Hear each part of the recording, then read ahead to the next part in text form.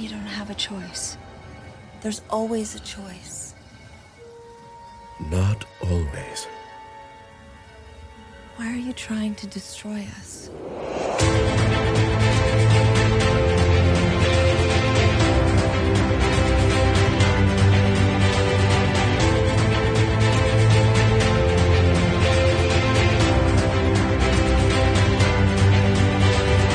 Hello and welcome back to A Stark Contrast, where we discuss the differences and similarities between Marvel Comics and their MCU counterparts. And we're your hosts, Geoffrey and Dai. Hello, and welcome back, everybody. Welcome back, We Jeff. are surviving this heat. I know, the heat wave. It takes out so much out of me. I'm like, oh my God, am I tired? I'm like, I didn't even do anything today, but I'm like, I stepped outside for 30 minutes. Yeah. And I was like, oh my God. I know. It was so warm that even though my phone indicated that at that moment it was 86, my car was registering the temperature outside as 99. Yeah, I was like, what? There was a point when I was driving or whatever, home or whatever, my car was registering 101. I mean, granted, yes, I leave my car outside, Sure, but also but still. gosh. Yeah. Frying an egg territory. Well, fall is coming, and I have adorned my space with my Halloween stuff. Even the cat toys are Halloween themed now. So we're ready to go, and I'm ready for the cold weather, or at least the cool weather. Yeah. And so so it's coming up quick, and then we'll be in spooky season. I still haven't thought of who our second spooky season character will be. Oh my God, yes. So if anybody has any suggestions, please let us know, because Yes. I want to hear. Yeah. And a couple came to mind. So I was like, oh, maybe we should do Dr. Doom. And I was like, oh, but then RDJ next year. And late next year too. Yeah, We won't even. I just feel like, kind of have to wait on that one. Yeah, I think we're going to wait. But I was like, oh, there's Thanos. We still haven't talked about Thanos. We haven't? No. I mean, Have we? I don't think we have. No, and we've mentioned him a few times. Yeah, no, there's no Thanos in our catalog. So, all right. So maybe Thanos. I don't know, but our other spooky season character is going to be none other than Mephisto. So. So if somebody else comes along, let us know, folks. But until then, let's go to some Marvel news. So I didn't take too many notes on the latest stuff, but there are two great things that have just dropped aside the norm. I mean, it's kind of weird, right? After the Spider-Man high. Yes. It's dead quiet. It's just gone quiet all over again. Cooking. It's like, They're cooking. Yeah, they're cooking. And so Marvel Rivals just released their latest updates for character releases, and a new animated trailer features none other than Daredevil. Yeah, I saw that. And Angela. I don't know if you're familiar with Angela. I didn't even see that one. I just saw all Daredevil on my timeline. She's in there. She's in it. Okay. She's in that trailer with him. Angela is interesting. Very quickly, she used to be a character from a different publisher that Marvel kind of absorbed when her license ran out, and then they put her in the Thor universe, where she fit very perfectly. Oh, okay. Yeah, it's pretty sick. And so it's an interesting choice to pull her in. She's very Asgardian, as you can imagine, and she's very strong. So I'm curious how she's going to play. I haven't even played Rivals.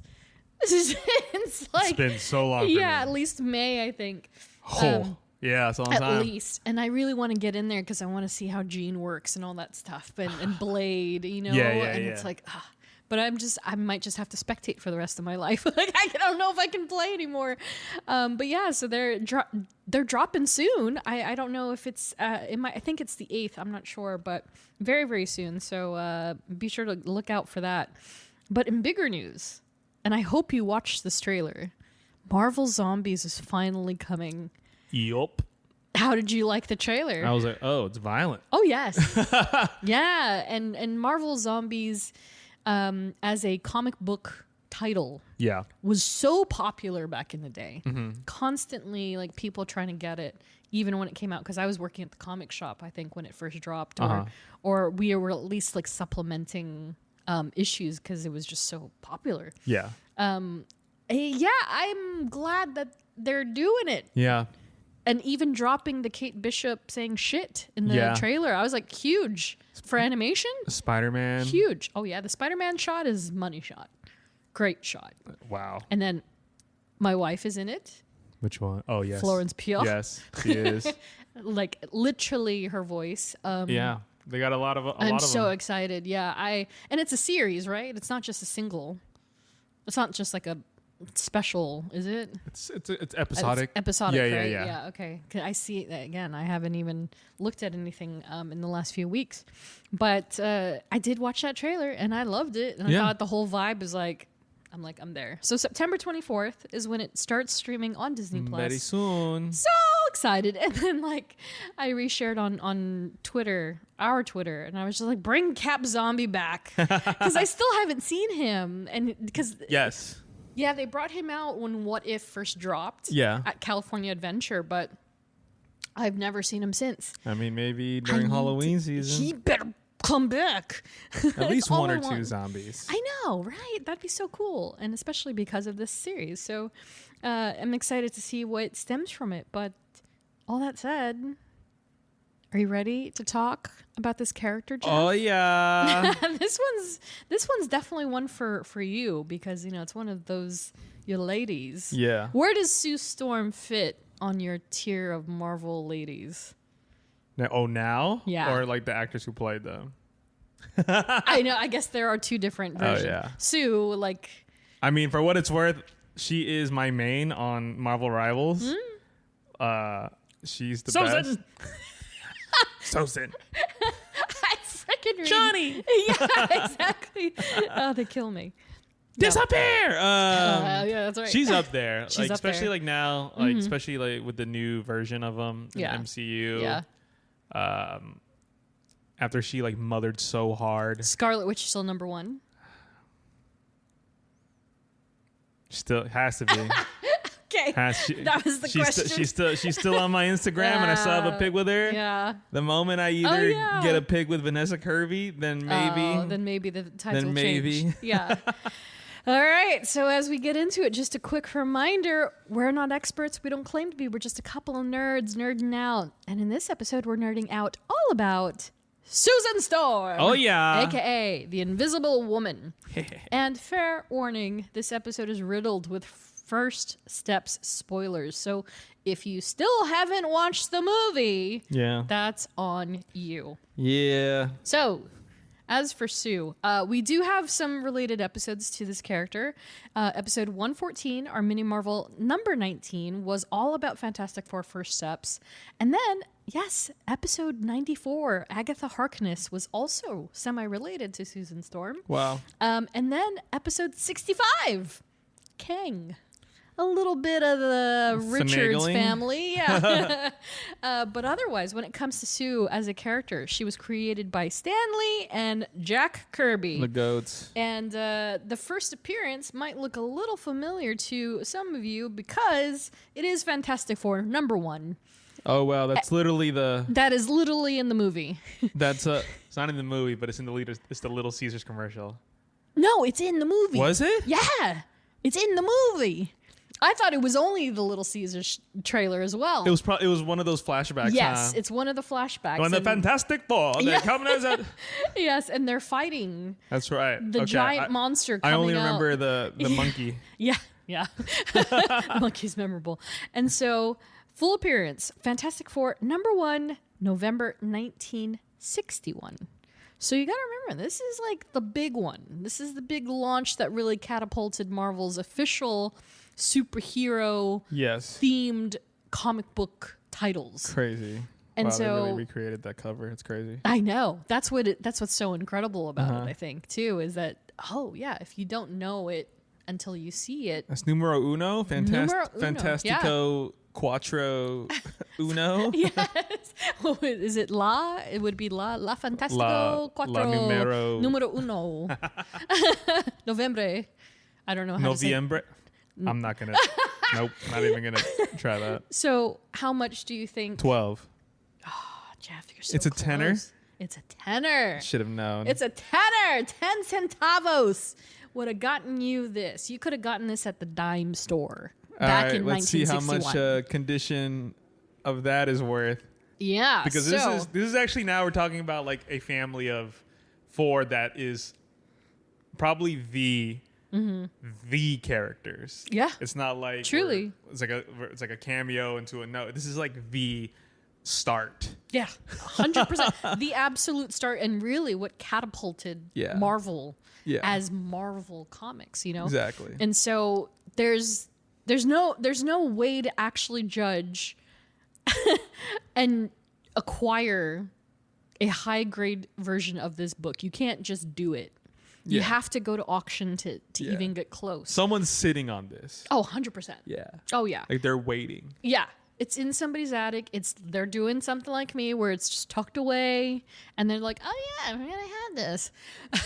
And as recent as last year, Fantastic Four #1 graded at a near mint 1961 That's book crazy. is insane. That's anything over a 9 for that is kind of that's super insane. My Gambit from 1992 barely got a 9. You know what I mean? Yeah. 1961, 9.2, sold in 2022 for $1.5 million. What a great 9.2.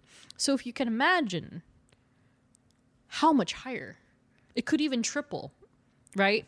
Because there are currently 2,580 copies of this comic that are registered in the database. An original #1. Original #1s that have been graded. So this doesn't count every copy, because back in the day, I don't know in 1961 how many issues they would press. Now it's upwards of like 10, 50,000, depending on how popular the comic is. So I'm assuming that it was maybe 5,000, maybe 3. You know, it might have not. Because it was the first one. It was the first one. It was 1961. You don't know how it's going to do. Yeah, you know, it's the olden times. And so only 3 of the 2,500 are graded at 9.6. So 3 9.6s exist in the world. And apparently they're valued at $2 million a pop. And all 3 could possibly belong to the same person. That's crazy. For all we know. Yeah. That's it happens. crazy. I'm pretty sure at one point Nick Cage had two issues of Action Comics. Really? Superman's first appearance. Oh, wow. Yeah, I'm pretty sure he sold them, but he has one. He's obsessed with Superman, by the way, if you That's didn't know. fair. I get it. But yeah, so imagine that this 1961 book there are people that have 9.6s of it. It's incredible. It's like, how do you know when to sell I know, those, right? when you got to pull the trigger. Yeah. And so even at the low end, you could still expect to pay nearly $7,000 for even a 2.0 of this book. So I was like, oh, I wonder. One day I was like, I wonder if I can get Jeff oh, never mind.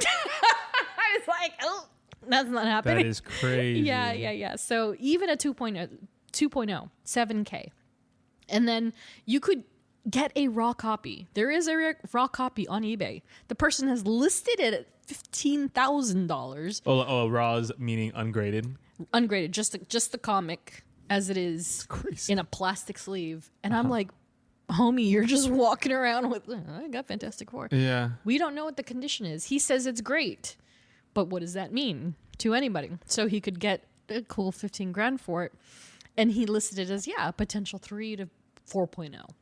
Well, just get it graded, man. I know, just get it graded. Pay that, and then you'll and once it's graded, you'll make so much more money.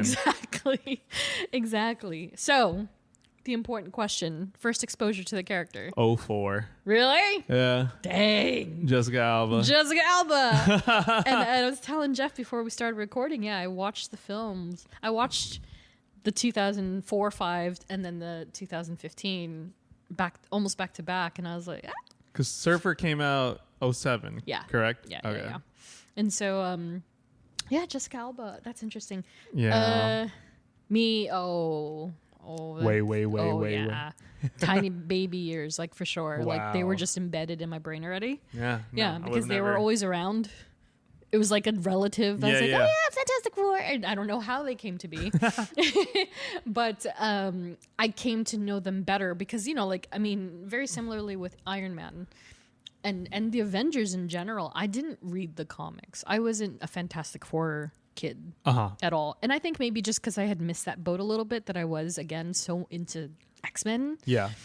That it just didn't work for me. But I religiously watched the cartoon because they also had a TV show. Yes. Subsequent to Amazing Spider-Man and Iron Man and all those shows that happened on Saturday. And so I got to know them better through there. But the comic version I didn't know as well as I do now. So yeah, I must have been 8. Must have been 8 or 9 Wow, when I first... That's the trading cards, yeah. early. Yeah. And so we do have Susan. Susan. Susan! In my mini book, I have tons and tons and tons of trading cards of her. So I was like, okay. But I remember many of them being my favorite just because I thought it was so cool that there was like, oh, this like girl is kicking butt with the Fantastic Four. And so Susan Sue Storm Richards, height 5'6". Nice. 120 pounds. Okay. Place of origin, Glenville, Long Island, New York. So for her bio, like her brother Johnny, fiancé Reed, and friend Ben, Sue Storm was a reluctant astronaut whose ill-fated flight aboard an experimental spaceship resulted in cosmic ray exposure that imbued Sue with the invisibility and other super abilities she would wield as a member of the Fantastic Four. Pretty simple. Yeah. Pretty simple. It's the premise of everything that they've pretty much been in, except for one thing that we'll talk about eventually. And as for the first appearance and origin, so this is obviously, again, it's the first issue of the first family of the first major superhero title from Marvel. So they didn't do the thing that a lot of comics tend to do now where they have a first appearance, but they don't talk about what happened until later. Yeah. So this is all in one issue. Even the fight with Mole Man is in this issue.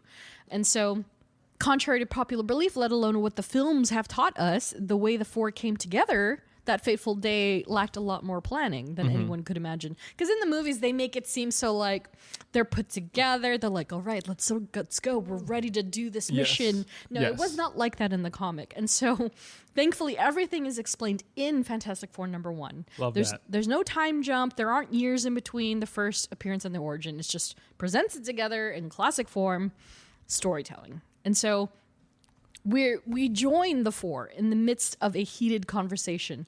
And so very quickly, Sue is also, it's worth noting that she's the first panel of the book. Oh, wow. So she just immediately, you were introduced to Sue Storm. And so when they finally come together for this mission, however, they're having this heated conversation. And Ben, especially in the early years, was far more of a hothead. Very punchy. Okay. Very, like, not so... I don't know what you would... Like, heart of gold sweet, almost. Like a big bear type that he is kind of known to be. Yeah. He was more, like, against the grain. Especially with Reed. And so... He was notoriously smoking a cigar, which a lot of the characters did back in the day. It was either a pipe or cigar. Yep. Sounds about right. Yeah. 60s, man. And so he's fighting with Reed over flying to space to begin with. And Ben is just saying over and over, we aren't ready. We haven't done the research. We don't know about cosmic rays. And it's quickly evident that it's all coming to a head at this very moment, because in real life, in 1961, the happenings of the space race, aka Soviet Union and the US racing to beat each other with superior spaceflight capacity per wiki. In fact, this issue takes place just over 6 months after the USSR sent their first human into orbital space. Interesting. So Stan and Jack were just like, woo! What can we do? Yeah. Where's my Stan voice? Find my Stan voice. What can we do for our comic books, Jack? And yeah, they put together this incredible story based off of loosely real events. And so back to the four. So Ben's like unwavering. He's like, I'm not going to go. I'm not going to do the space thing. And it isn't until Sue straight up calls him a coward. She's like, I didn't think that you would be a coward, Ben. And he's like, I'm not a coward. Let's go right now. And then they decide to go do it. And they speed off to this spaceport. And then, again, there's a severe lack of planning. And it's so funny because Reed just kind of is just like, I guess we're gonna have to figure things out. Like, he already knows that they're going. Yeah. Despite the fighting that's happening. And then they finally go. And then Ben and Reed, very qualified men. They are of space, if you will. Yeah. Ben is a pilot. And then Reed is Reed Richards, who is already identified as the most intelligent man in the universe. Yeah. But Sue and Johnny were quite literally there for the ride. And so it's literally, Sue is like, oh, well, I'm your fiance, so I go where you go. And then Johnny's like, well, she's my sister. So I go where she goes. Pretty much. And then they're like, well, I guess we're all going to space. Wow. And that's how it came together, which is a very different depiction 100%. than what the films have done. They're like Yes. Dr. Susan Storm, and Yes. her brother is also they're all mildly- like smart astronauts or Yeah. whatever, scientists. And yes. that's not to dumb down the comic book versions, but It's the first version, you know? yeah, it's like, what do it's- you expect? Yeah, exactly. And so if that wasn't good enough for you, it's all done somewhat illegally. Too, because despite it being a ship that Reed himself constructed, Yeah. they didn't do it with proper clearance. So they were just like, put on your suits and run to the spaceship, and then they take off.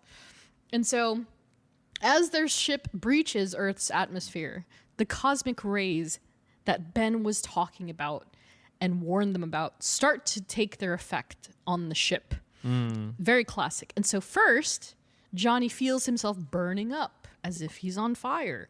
And then Ben, he's so weighted down, he feels himself like he can't get up off the floor. But like G-force is one thing, but he literally cannot. He's like, I'm so heavy, I can't feel it, whatever.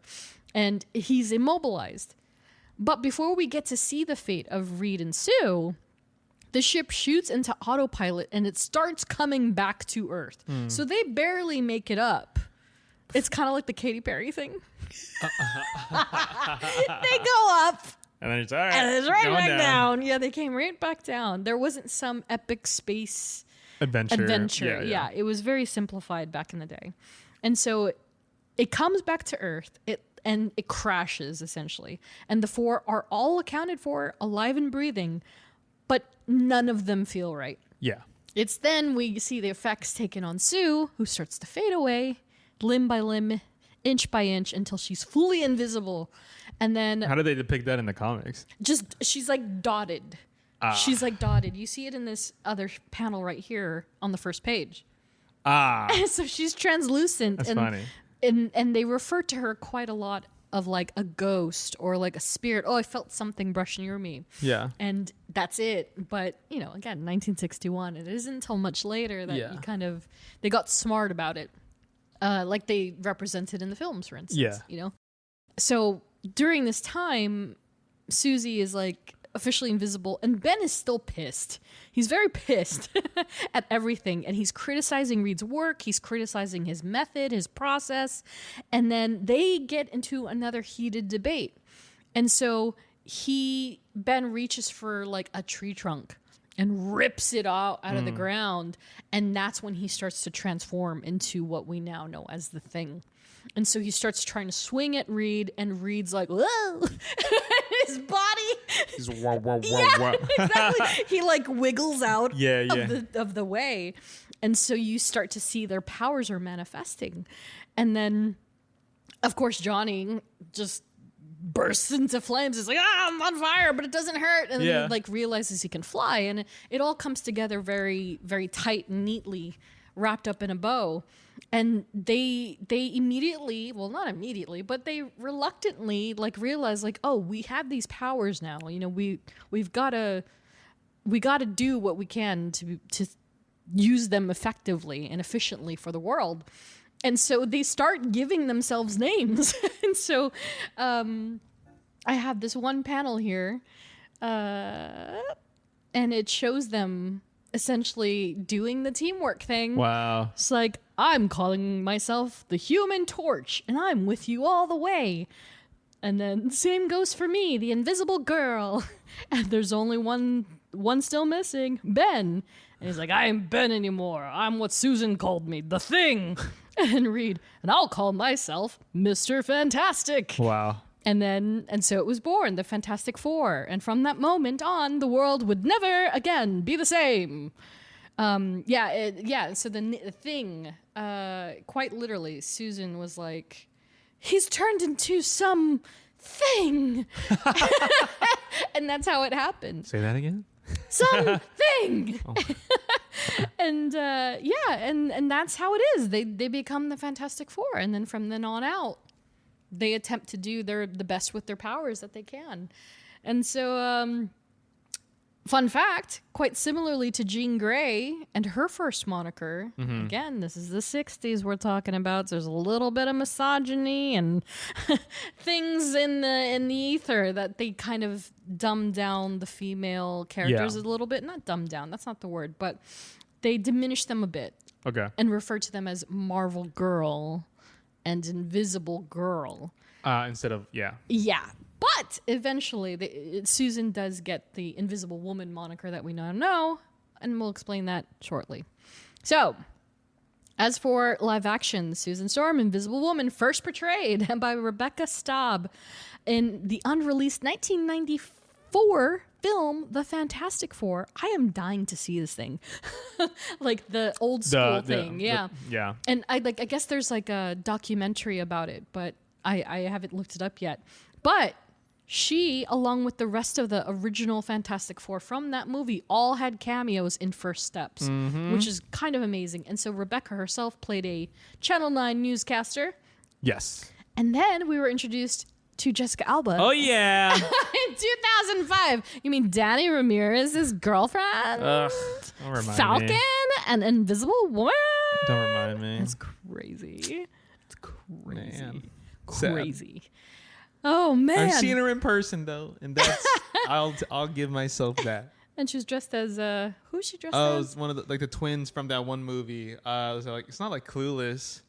Oh, I know what you're talking about. She's like in a Was blue it Romeo dress. and Michelle? Yeah. That's funny. And then Kate Mara in 2015's Fantastic Four, or Fan-Four-Stick. Honestly, yeah, I don't know why I call it Fan-Four-Stick for sure. Fan-Four-Stick. Like they tried to be cool with the typography.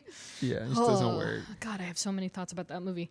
But lest we forget, she's been most recently portrayed by Vanessa Kirby in 2025's Fantastic Four: First Steps, directed by Matt Shakman. Okay, do you have a favorite? I mean, Biasness aside of who Jessica Alba is as the most beautiful woman in the world. I agree. Do you have a favorite Sue Storm? I mean, yeah. I mean, I have to say Vanessa Kirby just because that third act and what she was able to like do. Yeah. I mean, Yeah. bar none. Yeah. But obviously, yeah, I love what Jessica Alba did with Invisible Woman. Yeah, you know, it was funny because I was cuckoo for Cocoa Puffs when that movie came out. It was a good like, movie. Oh, I was so all over it. I was like, this Yeah. is so good. And you have to remember, we're riding off of the Spider-Man Raimi trilogy hype as well. Exactly. During this time. Yes. And so I was like, oh, Marvel's really cooking Yeah. back in the day, Yeah, And that's I what was they all thought too. for it. Yeah, and that's what they thought for 100%, even though the studios were divided. So it was like But- X-Men, Spider-Man, Yep. and then Fantastic And then Four. Fantastic like, Four. The Yeah. three heavy hitters Yeah. of the Marvel comics. Exactly. And so I was all about it. And then there was a time where I would look back on it and I was like, oh, this is actually really kind of bad.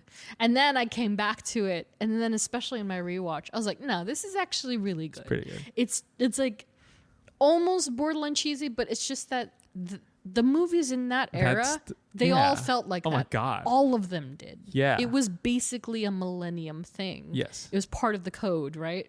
So Cheesy writing? Oh, yeah. cheesy writing, and just like even the filmography and the way that they treated the films, I was like, oh yeah, this is very Yeah, there was 100%. a pinch of camp all over it, you know what I mean? Oh, yeah. Yeah, and so I did, yeah, it still holds up pretty well, I think. And I did like her as Sue a lot. I was like, the blue contacts and the blonde thing, like they destroyed her hair, which is why she had to wear a wig in the second movie. Yes. Yeah, because they bleached it to Kingdom Come. But yeah. she's still beautiful, and she still kind of sold it in a way, because she was supposed to be. I have it written down here. She was Victor Von Doom's department director. Yes. Of Department of Genetic Research. Sure, whatever that means. Exactly. She was very interesting. Yeah, I think, though, all that said about Jessica Alba, Vanessa Kirby is my favorite by far. Like, I think she just absolutely nails it. And also, I think I said this way back when we were talking about Rivals and Sue's voice. Yeah. Where I was like, oh, I'm kind of disappointed that she has such a hey Johnny, like I don't like the young high adult little, like, she sounds like she's 18. Sure. And Vanessa Kirby brings this sort of grace that I expect from a character like Susan Storm, like a motherly, almost strong. just like, she's independent, and you can feel that she's confident, even in her voice. Yes. And Vanessa Kirby checks that box. Not that Jessica Alba didn't, but she did have a much more youthful feel to her. But in the films, every story seemingly starts exactly the same. Susan Storm, Dr. Intellect, brother Johnny, crush and or relationship with Reed Richards, and friend Ben. And the interesting thing, so Jeff hasn't watched Fan Four Stick yet. I know. And you gotta see it, because I'm dying for your... I mean, every time I'm on Disney Plus, I'm like, there it is. I'm dying for and your I'm like, reception. Do I have the capacity right now? And every time it's like... I would watch a reaction video of you watching it. This is like Sam's analogy to of like food. It's like, if I'm gonna, because like you can get like McDonald's, you can get whatever you want. So many accessible things. Yeah. But it's like, you don't really want to waste a bad meal. Yes. You know what I mean? Yeah. So, look, if I'm gonna go to a McDonald's, or I'm gonna go to a Taco Bell, or I want something quick and fast, I'm gonna go to something I like. Yeah. So I know a McDonald's, I know a Taco Bell, I know a Jollibee or whatever. Mm-hmm. Yeah, I haven't seen Fan Four Stick yet. Fan Four Stick. And it's every time I pass by it, I'm like, ooh, should I? And then I'm like, do I really want to enjoy my time for the next hour and a half, maybe? Yeah. I was like, you know what? I'm not into it. So I'll watch another thing. I know. I'm dying for the day that you finally give in. Just because, I want to. I know. And obviously we're talking about Sue. And every time we talk about another Fantastic Four member, I will say, because we're going to be doing Fantastic Four members, right? Yep. I will watch it by the time either we get to the last character. Okay. Yes. Okay. We'll see. Yes. I will sit my booty down and watch Oscar-winning movie. Oh my God. I just let me look it up real quick, because I gotta see what it's got on Rotten Tomatoes. It's 9. Is it? I think so. It's like under 20. Oh yeah, 9% rotten on Rotten Tomatoes. 18% popcorn meter. It's under 20% for even the fan. Yeah. Yeah. It's not bad. good. But to contrast Jessica Alba's chief researcher of Victor Von Doom's Department of Genetic Research, Kate Mara, however, in Fan Four Stick, worked under her father at the Baxter Institute. So they took some very interesting plot points and kind of put them in a pot, and then was like, Fantastic Four. It wasn't, because you can even see, just by looking at the key art, it's very dark. It is if Zack Snyder made the Fantastic Four. That's what I got from, like, I remember watching trailers of it. Super dark, and it was interesting because it was 2015. Exactly, yes. You would have sworn that movie came out at 2008, like subsequent after Spider-Man 3. It was so like dark rooted, like they were trying so hard.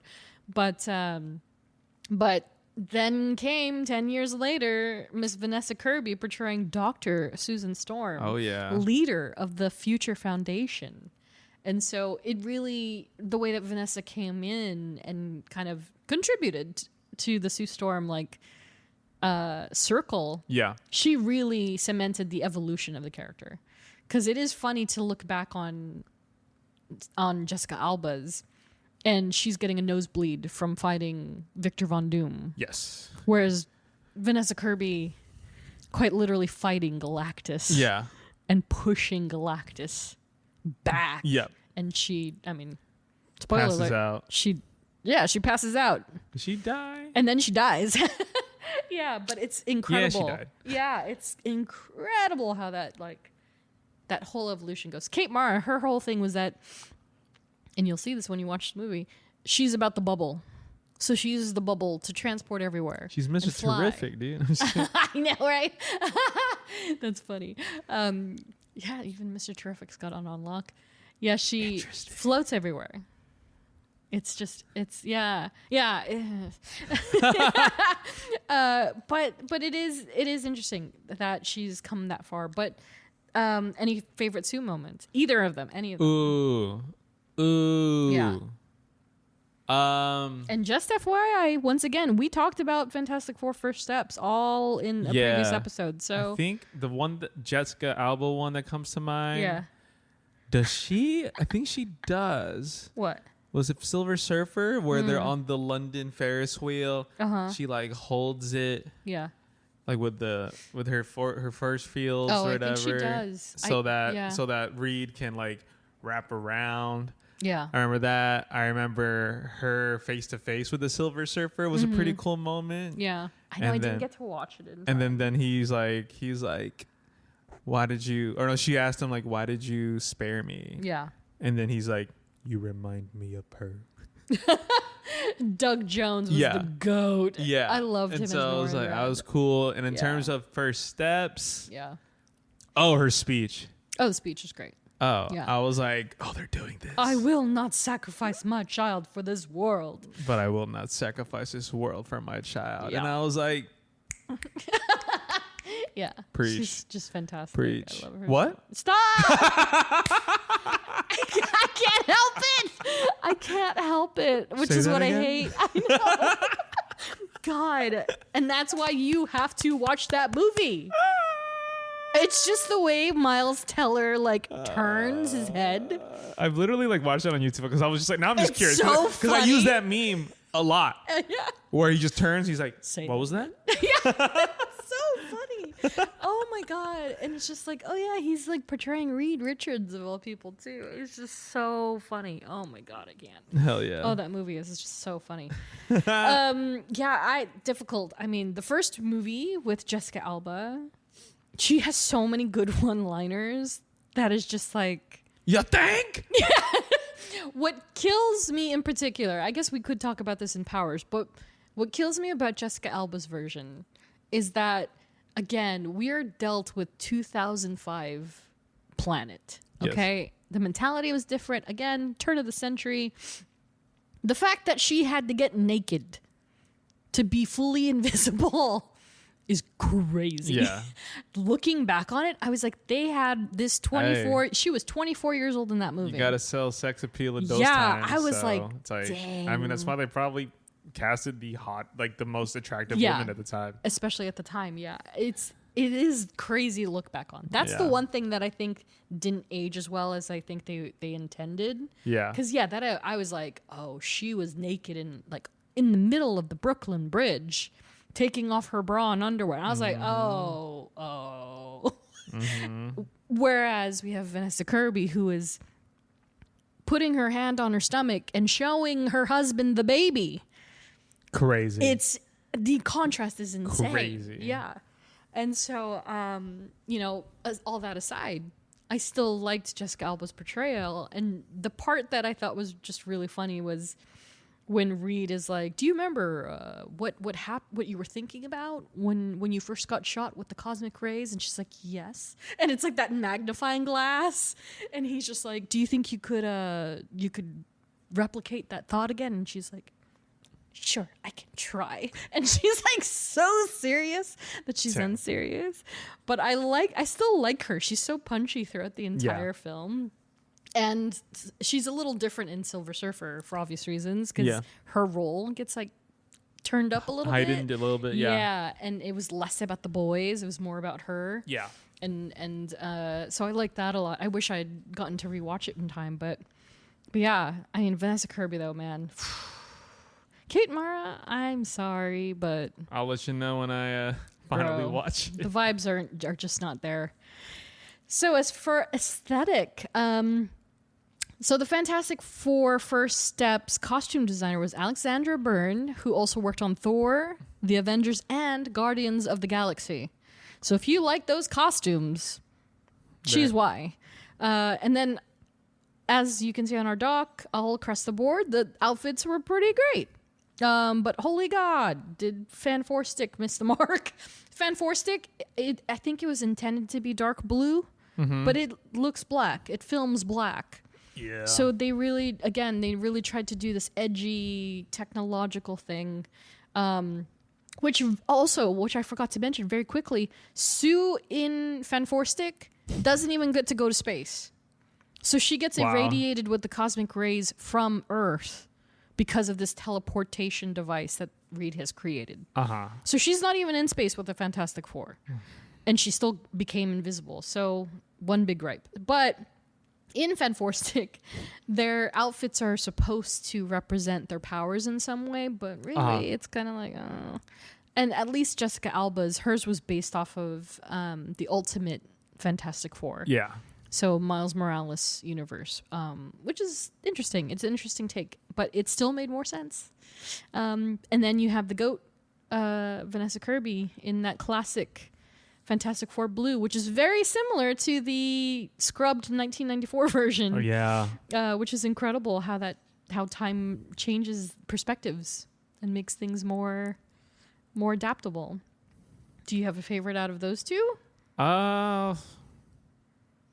I mean, I really do like the vibes First are different. Steps one. Yeah. Like, they're so sick for They're the just- time, for the period. Yeah. Clean. The pop of the blue. Yeah. Yeah. So good. It's just so great to me. Yeah. Hard same. So for powers and paraphernalia, Sue possesses the power of invisibility and light manipulation, a mental manipulation of ambient cosmic energy. Whoa. And so that allows her to manipulate electromagnetic spectrums, render objects transparent and or invisible, even by layer, as we just said with the Franklin thing. She also has blindness inducement, and she can render optic nerves and retinas invisible. That sounds scary. So she can basically look at you and be like, be blind. Oh my God. And you're blind. Oh my God. Because she's controlling that minute layer. And she has color manipulation of objects by manipulating light waves. So it's all about the manipulation. She's kind of like, are you familiar with Pepper's Ghost? No, I don't And think it's just so. like a manipulation of mirrors and angles and such. Yes. So she's kind of like that in that if the light hits her or she bends the light a certain way, she can make herself seem as if she is nowhere. Yeah. Which is where the whole ghost thing Yeah, comes yeah, from. yeah. Like, That's she's crazy. still there, but you just can't see her. The naked eye cannot pick up her frequency or whatever you want to call it. Yeah. And so she's also capable of psionic hyperspace force fields, which allow for shock waves, radar detection, internal damage. So she can induce physical stress in other people. Good thing I do that to myself. Amen, brother. As well as explosions from inside out. That is haunting. Very interesting manipulations. And so, again, she's really come from this place of like, she felt back in the day, what do I even do in a fight? Yeah. 2, I can explode somebody from the inside out. I can make them blind. Making things as giant as Galactus. Yeah. Transparent. You know, she's come a long way. And it's noted that in the comics, Mr. Fantastic, quote unquote, theorizes that Sue Storm's powers are vibrational energy from the higher dimension of hyperspace, capital H hyperspace, which is the home of the Celestials. And so at one point, I think it's Nathaniel Richards. It's Kang, not Kang, but Nathaniel, who confirms that there's something in her powers that she's able to combat Celestials because of this connection that she has to their home planet or, you know, their dimension, whatever you want to call it. So, if you didn't think your girl was powerful, Oh, she is. She's very powerful. And then in live action, we see that she has artificially enhanced physiology that granted her invisible energy manipulation and invisibility. And so not only for herself, but others and other objects. That's sick. Yeah, as well as force field generation and telekinesis. A bit more simplified with only one major appearance under her belt so far, but essentially the same thing, many of which is from the comics that we saw in First Steps. Like the Franklin thing and being able to make more than just herself be invisible. So yeah, she's already gotten the power upgrade. So she's only going to get more powerful the next time we see her, which is like, girl, doomsday. What are you going to do? Who knows? Yeah. Who knows how crazy and how much her yeah. power is going to shine through Exactly. even more. Love it. Bring it. So for family, friends, and affiliations, first and foremost, very interesting parentage these kids have. So Franklin and Mary Storm were Johnny and Sue's mom and dad, or dad and mom in this case. And Franklin himself was a prestigious surgeon. And so the story goes that he and his wife were on their way to a dinner in which he was the guest of honor. And unfortunately, one of the tires blew out, caused a car accident. He was fine. She was severely rendered critical condition. And being that he was a surgeon, Franklin was like, I can fix it. I can make her better. And he operated on his wife until she died on the table. So unfortunately, despite his best efforts, still couldn't save her.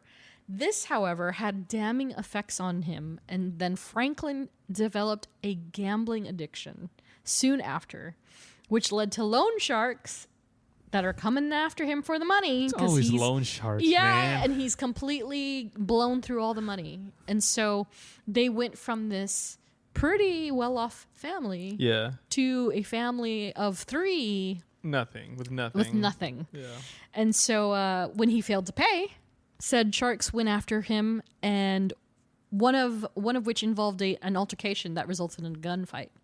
So they're fighting over this gun. Franklin is just trying to not get shot and doesn't want to pay at the same time. The gun goes off. The loan shark dies. Still traumatized from the loss of Mary, Franklin then refused to defend himself in court and was charged with manslaughter. Jeff's face right now is so wild. Yeah, and he's sent to prison. Yikesies. That's not good. Leaves the kids by themselves. This is the moment in which Sue begins to become the motherly figure we now know her as. And I put in my notes very quickly, they were raised by an aunt who has the craziest name in the world. Aunt Marygay Jewel Dinkins. Marygay? Marygay Jewel Dinkins. Geez, okay. I don't know. Marygay Jewel Dinkins. Sure. Yeah, I don't know. So they were raised by her for quite a while, but Sue was still the woman of the house, you know, and so that's where that whole connection comes from between she and Johnny, which is very prominent in live action in every which way. Which, in fact, we don't have the names of the parents in live action, but they're presumably Franklin and Mary, aside the 2015 version, of course. But in First Steps, yeah, we didn't really get a sense of... I feel like they mentioned the car accident at one point. Did they? It was just when... Did they mention it? It was just when he was born. Like, what's his name? Yeah. Franklin. Right. And then that's Johnny and Sue looked at each other. Yeah. And it was like... That's it. Yeah, that was interesting. it. Yeah, I think. I could be wrong. Yeah, I had some vague recollection that they mentioned that their mother died in a car accident at some point. Maybe during her speech, she brought up her parents. Maybe. Yeah.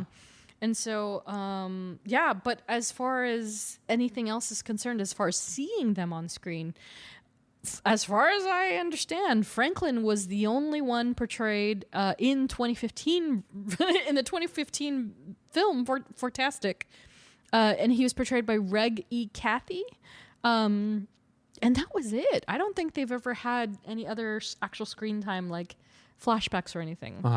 And there isn't much to say about their parents otherwise.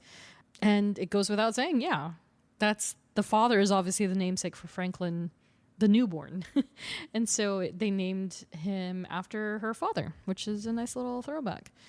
Which means also they didn't resent their dad too much. He obviously plays a bigger part in the comics. He comes through and his fake death and gets out of prison and then dies and then doesn't die. But there's a lot going on in the comics. Like we were talking about this before we even started recording. This is the plethora of different things that happen that they just don't translate to film as often because it obviously doesn't work. Yeah.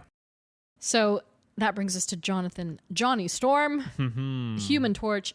So for all these characters, I went very, very light because, again, we're talking about each one of these guys in future episodes for themselves. So forgive us for not going deep into the nitty-gritty, but honestly, we don't have to, especially when there's going to be at least 6 hours of content just talking about Fantastic Four. And so as for Johnny, baby brother through and through, and although the exact gap between them hasn't been positively identified, some say it's around 5 years, which seems reasonable to me. And it goes without saying we will be discussing them again, so yeah, just tap back in and we're going to talk all about Johnny soon. But like any sibling, let alone an older one, Sue took every opportunity she could in the comics to nurture Johnny's growth, even making him their business manager at one point. So he takes on a very juvenile, immature, hotshot kind of persona, which fits him very well as a character in the comics. And I think they've pulled it together pretty well represented in the films, especially their dynamic. And so in live action, he was first portrayed by Jay Underwood in the unreleased 1994 film, who was indeed one of the plant workers in First Steps. Then he was portrayed by the Chris Evans. Oh, yeah. In the Fox films, as well as Deadpool and Wolverine. Yep. And then he was portrayed by Michael B. Jordan in the 2015 film. And most recently by Joseph Quinn in Fantastic Four First Steps. Favorite Johnny? I think Chris, for sure. Really? Yeah. Definitely. He was definitely like, especially during that time, that's a Chris Evans time of, he's super, I mean, I still think he is now, but like during that time, he was so charismatic. Yeah. Such like a, just handsome looking feller. Yeah. Like it's the Chris Evans that did Not Another Teen Movie. Yep. Yep. But I love how they portrayed Johnny with Joseph Quinn. Yeah. Because if you were to watch the first movie, like with like Ian McGruffin and all of them, like you would think like, I mean, maybe I would have to rewatch it, but from what I remember, it's like you would think that it's just Reed and Sue, or maybe Reed and Ben, that's the smart ones, quote unquote. At least in like whatever you see clipped and everything from that movie, you would think that like only 2 or 3 of them are like the smart scientists, whatever. Yeah. But in First Steps, you're immediately like taken like, oh, they're all smart. Yeah. Like they are all scientists. They are all capable of figuring out solutions. Yeah.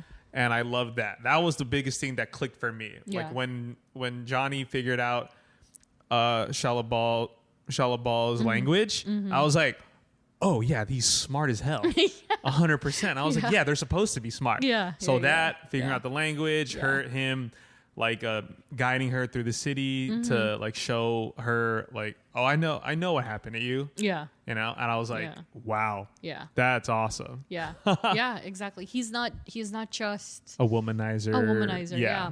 Which as much as I love as much as I love Chris Evans for that, they really did harp on that. That's what they made him about. And they were also playing, like again in the rewatch, I was like, oh yeah, they're actually playing on his confidence and self-worth a lot. Because there is a moment where Sue is like, they don't even like you, Johnny. Like they're just here because you're Human Torch. You're handsome. Sure. That too. They're same thing. And you can see him almost collapse under that reality. And he's like, He's like, how about this? You live your life and I live mine. And then he just walks away. And he goes, by the way, they love me. And then he walks out. And Sue's just like, whatever, loser. And so it is interesting how he has this sort of like ego about him in the Fox films. And then you have this jump where Joseph Quinn has like swag. Like it's not the same hot energy. Yes. Like, because personally speaking, for instance, Chris Evans is a beautiful man. Yeah. But Joseph Quinn, for me, he is a particular taste. Mm-hmm. I think he's an attractive man. I don't find him attractive. Mm-hmm. But the swag that he brought to Johnny, I was like, I believe it. Yep. Like, I believe that energy. He's got it, and he knows how to use it. Yes, I agree. Yeah, and so that's what kind of that's what puts me into like, I don't know which one I like more. Because I do love Chris Evans' version. I believed he was a hotshot, but Joseph Quinn's is just also so smart and so witty. Yeah. And I'm like, okay. But I will say, even though I can't pick a favorite, both of them have the same dynamic with Ben. Yes. 100%. Which is so Easily. funny. Yeah. Easily. Yeah. But I will say also, in addition to that, when it comes to Sue, I feel like Kirby and Quinn have the connection. 100%. Jessica and Chris were kind of like, Yeah. I feel it, but I believe those other two are actual siblings. Poor Michael B. Jordan. Fanforstic. Oh my God. I didn't mean for this to be like a fanforstic, like, rant, but his was also very interesting. As good of a character actor Michael B. Jordan is, and as good as an amazing actor he is, and as attractive as Michael B. Jordan is, there, to me, in that film, is no Johnny Storm. He is not Johnny. He is some other character, but not Johnny Storm. And worth clarifying, in their movie, he's indeed the baby brother, but Sue is adopted. So, yes. Yeah, she's an adopted older sister. And their dynamic was obviously so different because the dad kind of like played favorites with Sue because she was more leaning into his scientific endeavors than Johnny was. Uh-huh. Which you'll get to see. and so Johnny almost resents Sue in that film for being the favorite and for being the smart one. Yeah. Which is very different from the other dynamics and the other duos. So yeah. And once again, that movie doesn't get my favoritism in any of these cases.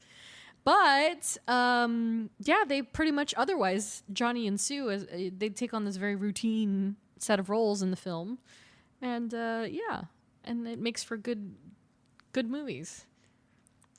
You know what I forgot about the first film is that Maria Menounos was in it. The very first one? The first one, yeah, the first Fantastic Four, and she plays like the hot nurse that he's. Oh my God, the snowboarding thing. That was Maria Menounos. Oh wow. And I was like, oh my God. Wow. She was 27 when she filmed that. Crazy. I was like, that movie's 20 years old. She's 47 years old. Yeah, it's 20 years ago. Yeah. I had to. I was looking up everybody's ages when I was It's crazy. watching it. I was like, this is nuts because they all look very good for their ages. But yeah, I thought that was really funny. And it's comical. Then there is Benjamin Grimm, The Thing. And so, from the comics, the dynamic is pretty spot on from what we know about it. But again, like I mentioned earlier, Ben is a lot more rough around the edges. No pun intended. He's much more of a gruff man. And because of the time frame of some of these comics, he treated Sue in a certain way that was almost like, hush, girl, the men are talking. Yeesh. Yeah, and so obviously it changes as time evolves, but he is that guy in the group. Got it. Because you have the supportive brother, you have the loving fiance, and then you need somebody who's going to be like the against the grainer, and it was Ben, unfortunately, in a lot of scenarios. But it eventually evolved into this scenario where Ben is practically the older brother to Sue in a lot of ways, or just a straight up true confidant that helps balance the dynamic with Reed. Because, you know, the thing about the Fantastic Four is that each relationship integrates into the other. Okay. So Johnny and Reed have their dynamic, and Ben and Sue, and then Ben and Reed, and Ben and Johnny and Sue. They all have this intersection with one another. And so every relationship helps the next. And so in times with Reed that were particularly difficult, and Johnny didn't have the emotional maturity to help her deal with it, Ben was there. God. So that's kind of like what happens to them eventually, thankfully. But they don't have, I feel, personally speaking, I feel like their dynamic is not as deeply rooted as Ben and Reed's is, which we'll eventually talk about when we get to their character studies. Mm-hmm. But as far as live action goes, Benjamin Grimm, portrayed by Michael Bailey Smith in the unreleased film, was also one of the plant workers that Johnny rescued in First Steps. I love that they gave them all a cameo. Yeah. I mean, they didn't have to. And it was so to. great. Like, they finally got their Fantastic Four moment. And then he was portrayed by Michael Chiklis in the Fox films. I gotta say, that man deserves every award for wearing that suit. Yeah. 'Cause, I agree. wow. It's a good looking suit. Yeah, it was incredible. I was just like, where in the heck did they have zippers? And I know. How long does it take to get in and get out of it? Yeah, I remember reading stuff about it before, because it was early internets, right? Yeah, 100%. And so I think he had an ungodly call time, though, and it was like a 14-hour thing. Yeah. Easily. And then he was portrayed by Jamie Bell in the 2015 film where Ben didn't have any shorts on. So he's just naked, running around naked in the entire film. A naked thing. Yeah, it was very interesting. And most recently by Eben Moss Backrack in Fantastic Four First Steps. Favorite Ben? Michael Chiklis is really good. Yeah, he's so really, good. really, really good. But I really do love Eben, always because of the bear. I think his portrayal is also very unique. Yeah. Like what Michael Chiklis did is amazing. Yeah. But I do like how different Eben's is. Mm-hmm. But they're both great. They're honestly. both great. Yeah, I have a pretty hard time, I think, thinking about the two of them as well. Because, and also Michael Chiklis had so much more screen time as regular Ben. Yes. You got to sit with him a little more and really get to understand who he was as a person. Yeah, and then also like his relationship with Kerry Washington. Alicia. So it's like you got to see that kind of flesh out. That was really cool. That's the character that I thought that Natasha was playing. Yeah, I thought she was playing her at first, but sad, no.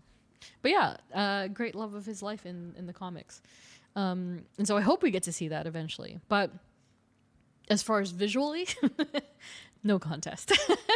Eben's is incredible. Like, incredible. And also just what I appreciated also is the way you can hear the grains of the rocks when he does anything. Yeah. I thought that was just really cool. But yeah, it's interesting because I feel like you kind of get the warmth of them knowing each other in the first film, in the Fox film. Because he calls her Susie. Immediately, he calls her Susie. He doesn't call her Susan. He doesn't call her Sue. He calls her Susie. Yeah. And you obviously know that, like, you get very quickly, oh, he's the wingman between Reed and Sue. 100%. Yep. He's constantly keeping Reed on track and being like, go get her. Like, what are you doing? Hurry up. Yeah. Figure it out. And then Eben, on the other hand, you're very deeply rooted in the understanding that they have had a friendship for God knows how long. Yeah. And he is very much, no pun intended again, a rock in their life. You know what I mean? Yeah. And you don't have to see it. That's kind of what pushes me over the edge for First Steps, is that you don't have to see it to know that the dynamic is there, to know that the chemistry is there. Yeah. So I really love Eben's version, but marginally more than Michael Chiklis. Yes. Yeah, because he was great. He was really great. And so, yeah, save for the 2015 film, he's usually represented in a fun and engaging way on screen. And Eben brings a new layer to the character. And again, it feels like we've spent a lot of time with him, even though we barely... It's the first film. And we're thrown into it. Yep. But as a rule, Ben, again, experienced this shattering altercation to his physical matter. And I think that's one thing that I wish they kind of did more in First Steps.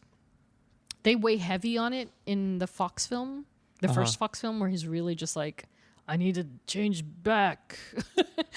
You know what I mean? I need to. Yeah, and then he's not as focused on it in First Steps, but anyway, that brings us to a little guy named Franklin Richards. Ha!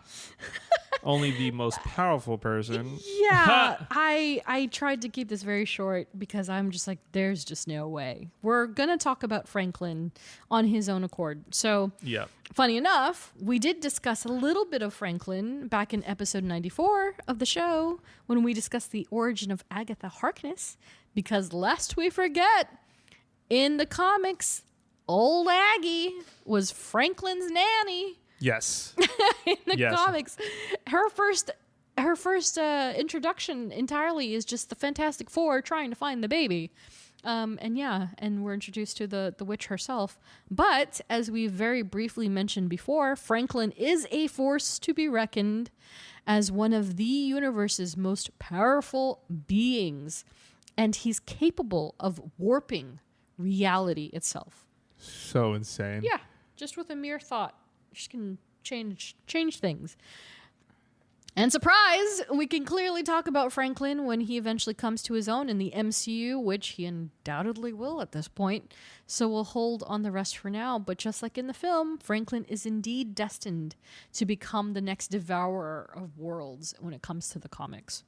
Oh my God. And then as for live action, he's portrayed by Ada Scott in First Steps, and an uncredited child in the mid-credit scene. So I scoured the internet for this child's name. Nothing comes up, only the baby. Wow. Yeah, so I was like, oh, I wonder who's going to play him when he turns into a preteen, teen. Yeah. Like, very curious. But as for Ada, oh my gosh, first and foremost, sweet baby angel, oh my God. What a beautiful baby. Just an actor. Oh what an God. actor of a baby. Yeah, I am still... And the fact that people didn't believe it was a real baby says everything. Because people were flipping out. Like those BTS pictures that they were dropping a couple weeks ago. Yeah. People were like, oh my God, the baby was real. It's like, yes, the baby was real. What are you talking about? It's just really difficult to work with kids, let alone babies on a set. So Exactly. And yeah, she wasn't a twin, so they had backup babies that were similar to her for the whole rule that you can't have them working too long. But Ada was the primary Franklin on screen, and she was just the sweetest little thing. I read somewhere that they were like, they knew immediately when they screen tested her because her eyes were so expressive. Okay. And I mean, I see. I get it. Yeah, every time you see that baby on You're like, oh yeah. She's got thoughts. Especially that last scene. The last scene with the car seat and the look on her face. Yeah, with Vanessa. Yeah. So good. It kills me. I was like, oh my God, this child is so cute. But yeah, I mean, what can be said about Franklin as a character? Little does the average Joe know what this baby is going to do. Crazy, as man. A powerful beacon in the MCU. Yeah, when I looked up the lore, I said it during the Fantastic the recap. Yeah, but I was like, this kid is literally the being. Yeah, you know. Who knows? Yeah, it's gonna be so insane. And I mean, yeah, as if you needed more proof, he brought Sue back to life. Crazy. One of many things he's gonna do. Oh yeah. So, yeah, at what, 3 months old? 6 months Barely. old? Yeah, less than a year. That's for sure. It's definitely less than a year. Yeah, it's incredible. And as we saw in the mid-credit scene, Franklin is about 4.5 years old when he's approached by Dr. Doom in the comfort of the Baxter building. So, it is interesting because there is a bit of familiarity in the body language of like he knows this person. And yeah, if you miss it, if you don't pay attention, Victor very much has his mask off. So there's no telling what he looks like in the MCU under that mask. Yep. But I guess we'll find out sooner or later. At least we'll find out by December 2026. Yep. Which brings us to a similar named character that you're not very familiar with, Jeff, but I had to add her here because family. There is Valeria Richards, a.k.a. Valeria Von Doom. And so she is the daughter of Sue and Reed and the goddaughter of Victor Von Doom in this reality. Whoa. However, her origin is complicated in its own right. Not only does she come from the future, but an alternate future where Sue became Baroness Von Doom to Dr. Doom. So she married Victor. My goodness. So in short, it's revealed that Valeria was in fact the daughter of Reed and Sue in 616, but she miscarried. Eesh. And then when Franklin found out, he sent the baby that was to be to another dimension. Oh my God. Where she was raised by Sue so that one of them could at least have the daughter. And so there's this whole scenario where Reed presumably died and Sue fell for Victor, if you will. Yeah. And that's why Valeria was raised by Victor and Sue instead. And they named her Valeria because it was Doom's insistence, because he wanted to pay homage to his first love. So Wow. it's a mixed bag of stuff. Yeah. But yeah, again, a testament to Franklin's power. So miscarried baby? Nope, she's alive in another dimension. I'm so curious. Yeah, how, and then she time jumps and she dimension jumps. So she comes to 616, and now she's in 616, and they have both children here. That's crazy. Yeah, so I think it's a little too convoluted for them to bring into MCU, but okay. yeah, I mean, maybe they'll figure out something more simple and just have her as a natural child, but we'll see. And, unlike Franklin, she doesn't have notable powers, aside that she's super, super intelligent. And she boasts that she's smarter than her dad. So that's subjective. And yeah, no MCU counterpart just yet. Whether or not she'll have one, we'll see. And that brings us to love interests. Oh, man. So I had to add this first one. Oh, I couldn't go without it. Namor, or Namor. Oof. The Submariner in the comics. Oh, boy. If you love a problematic king. This guy sucks. This is him. Yeah, he's kind of awful. Even as far back as issue 4 of Fantastic Four. So again, November, December, January, February, March 1962. Namor has been nothing but a nuisance in the romantic lives of Reed and Sue. And so if there's a romantic trope, including a villainous persona, Namor has done it. He's done all of it. So threatened to destroy the world unless she came with him, he did it. Jesus. Kidnapping her before Reed could propose, he did it. Damn. Attempted to destroy the team so she'd have no one else to turn to, he did it. He's such a jerk. And what's worse, and this makes for good reading, obviously, and it sells books. Sue has even admitted her attraction to Namor. Initially physical, but then it started to unravel that she was attracted to the royal highness of him. She was like, oh, he's a king. He's established. Yeah. He is power, which is interesting for Sue, but it is very different from what she's used to.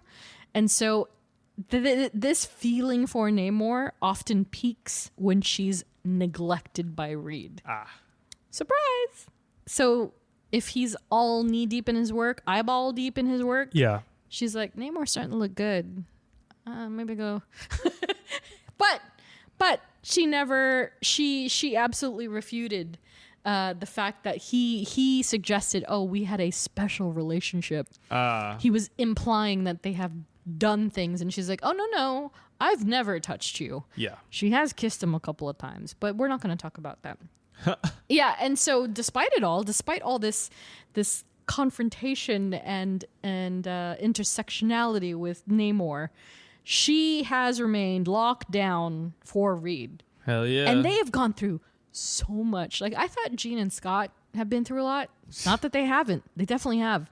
But Reed and Sue have, like, comparable craziness. I can imagine. Yeah. And although I believe the alternate versions of her have, yeah. But main Sue is good. She's behaved. That brings us to Namor in live action, portrayed by Tenoch Huerta Mejia. First and last seen in 2022's Black Panther: Wakanda Forever.